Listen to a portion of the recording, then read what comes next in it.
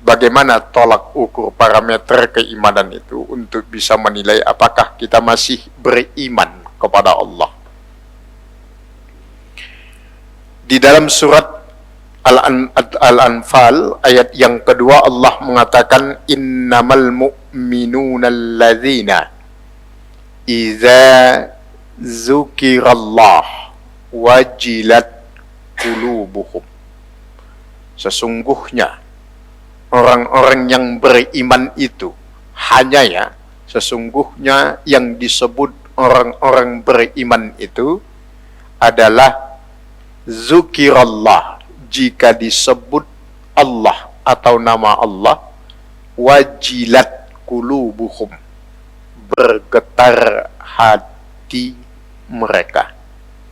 Jadi subhanallah, kalau disederhanakan dalam kenyataan hidup, kalau ibu bapak melihat ada kemaksiatan, kemungkaran, hatinya masih ngelawan, itu masih ada keimanan itu.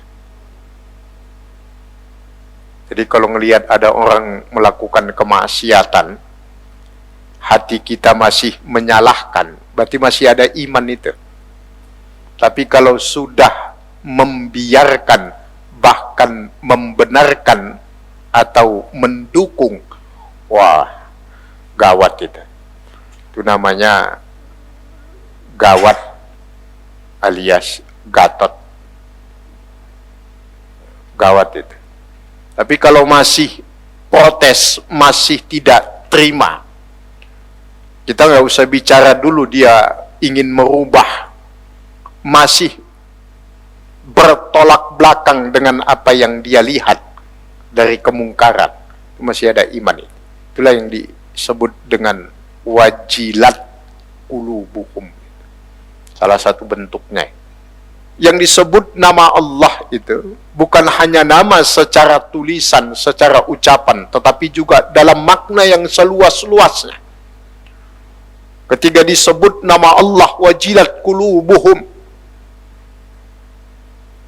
ketika dia melihat kemungkaran, ketika dia melihat kemaksiatan, dia protes sekalipun hanya dalam hati. Itulah yang disebut Nabi dalam hadis iza ra'a minkum mungkaran.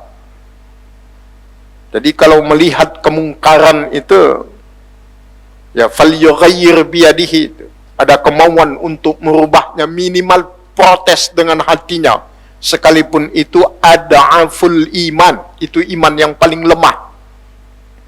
Yang kedua, wa iza tuliyat alaihim ayatuhu zadathum imana.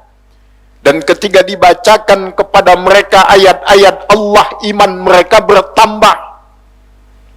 Baik ayat yang tersurat Al-Quran maupun yang tersirat kehidupan alam semesta ini, semua adalah ayatullah. Ini adalah tanda-tanda kebesaran Allah. Ketika itu dibacakan, ditampakkan kepada mereka, ditunjukkan kepada mereka, iman mereka bertambah.